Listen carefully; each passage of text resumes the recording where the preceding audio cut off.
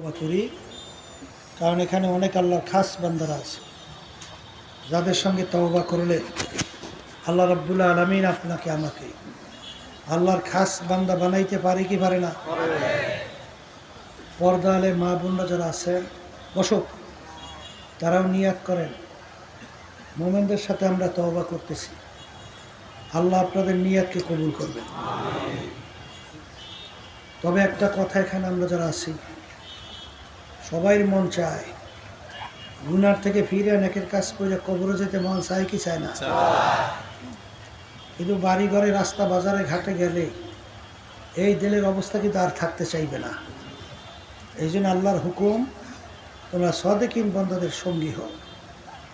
যাদের চরমনার তরিকা ভালো লাগে তারা এই তওবার ভিতরে নিয়াত করে বর্তমান পীর সাহেব হুজুর চরমনাই, তার কাছে মুরিদ হয়ে গেলাম।